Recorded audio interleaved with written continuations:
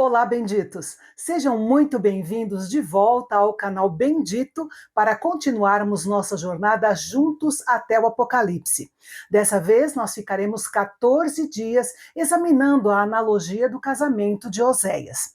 E eu quero incentivar você a ler o livro de Oséias. Não assista apenas os vídeos. Deixe o Espírito Santo ministrar algo a mais especificamente para você durante a leitura. Vamos então ao primeiro capítulo da nossa nova série.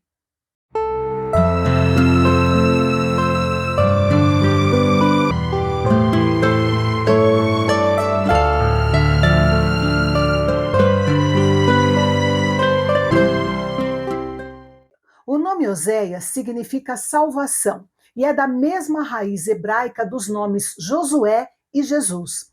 O que sabemos sobre Oséias é que ele era filho de Beeri, que era casado com Gomer e tinha 2 filhos e uma filha.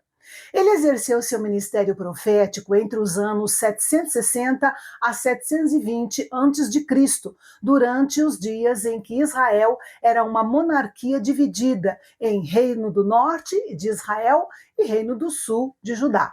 E se você quiser lembrar os detalhes do que levou a essa divisão do povo de Deus, basta clicar no link que está aparecendo no canto da sua tela. O ministério de Oséias se concentrou no reino do norte de Israel e em sua capital, Samaria. Mas, para benefício dos seus leitores do reino do sul de Judá, Oséias lhes deu um ponto de referência, citando o nome de 4 reis de Judá e de apenas um rei de Israel, Jeroboão II. Os reis de Judá pertenciam à dinastia de Davi, a única dinastia aceita pelo Senhor. Já os reis de Israel foram homens perversos que seguiram os pecados terríveis do primeiro rei do norte de Israel, Jeroboão I. Oséias exerceu seu ministério dentro de um contexto difícil. Do ponto de vista político e econômico, Jeroboão II foi um rei próspero e bom, pois o reino de Israel prosperou durante o seu reinado. Em contrapartida, a idolatria, a decadência espiritual e a corrupção moral só aumentaram. Como nós vimos na vida de Isaías, de Jeremias e de Ezequiel, o Senhor às vezes ordenava que os profetas fizessem coisas incomuns e até estranhas, que nós chamamos de sermões práticos. Deus ordenava essas coisas esperando que seu povo despertasse e se voltasse para ele. Porém, nenhum profeta pregou um sermão prático mais doloroso do que Oséias. A primeira palavra ou a primeira ordem de Deus para ele foi algo para a sua própria vida.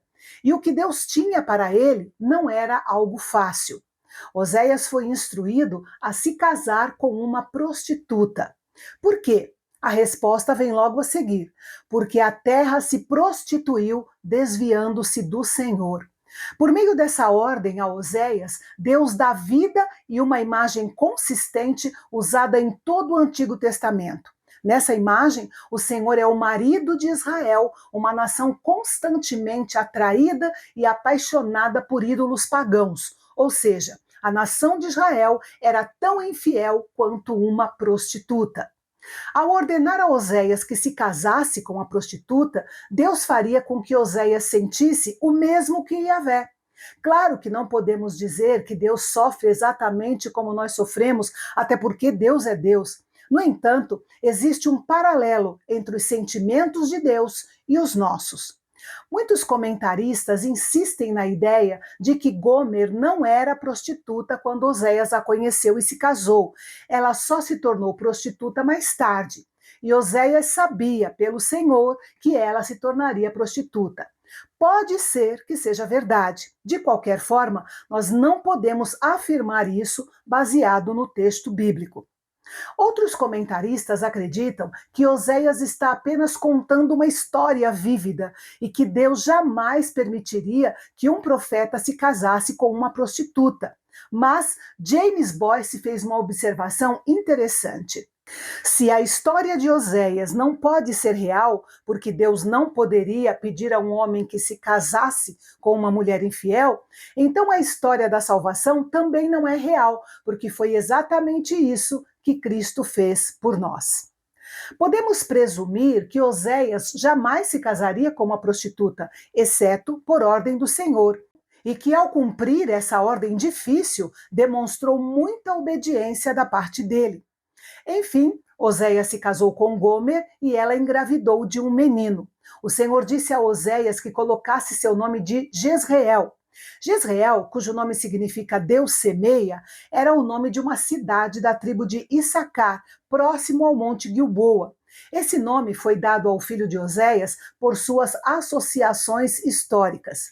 Primeiro, Jezreel aponta para o passado, pois Jeú foi um homem tão zeloso em purificar a terra dos descendentes perversos do rei Acabe, marido de Jezabel, que matou muito mais gente do que o Senhor havia ordenado, inclusive o rei Acasias, do reino de Judá, e 42 dos seus parentes. E se você quiser relembrar esse episódio, basta clicar no link que está aparecendo na sua tela.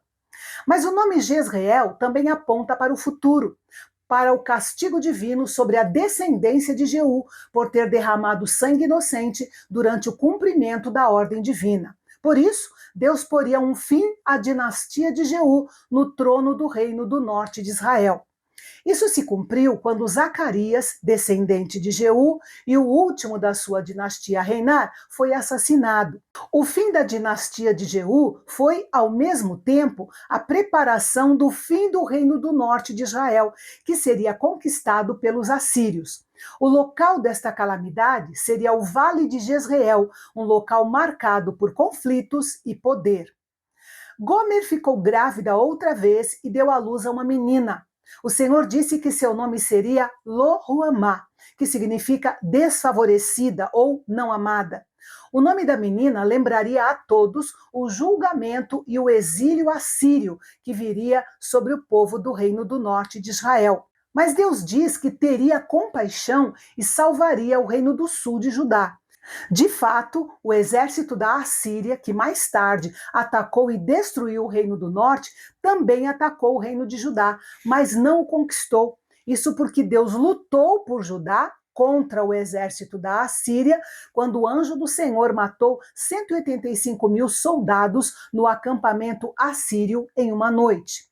Um dos motivos de Deus não ter tido misericórdia do reino do norte de Israel e ter tido misericórdia do reino de Judá por mais algum tempo foi porque os reis de Judá foram mais fiéis ao Senhor do que os reis do norte de Israel. Quando desmamou Lo-Ruamá, Gomer deu à luz a outro menino, e o Senhor disse para chamá-lo de Lo-Ami, que significa não é meu povo. O nome do menino lembraria a todos que a nação de Israel havia renunciado à aliança feita com Yahvé. Era como um divórcio entre Yahvé e o seu povo. Nos versículos 10 e 11 entra em cena a graça de Deus, pois um dia Deus mudaria esses nomes. Depois do julgamento prometido sobre o reino do norte de Israel, a nação retornaria para o Senhor. Os filhos de Judá e os filhos de Israel se uniriam como uma só nação e se submeteriam ao governo de Yahvé, reparando a divisão que durou séculos. O primeiro filho de Oséias e Gomer foi chamado de Jezreel, em sinal de julgamento, mas fazendo valer o verdadeiro significado de Jezreel, que é Deus semeia, aquele lugar voltaria a ser um lugar de semeadura, prosperidade, multiplicação e bênção. E no capítulo 2 da nossa série, vamos refletir sobre a analogia entre o adultério da esposa de Oséias e o adultério da nação de Israel. Um capítulo doloroso para o profeta e para o Deus de Israel, que trazem lições importantes para os nossos dias. Eu espero você amanhã para mais um episódio da série 14 Dias, examinando a analogia do casamento de Oséias, aqui no Canal Bendito, o canal de Fala Fácil, onde a teologia é para todos.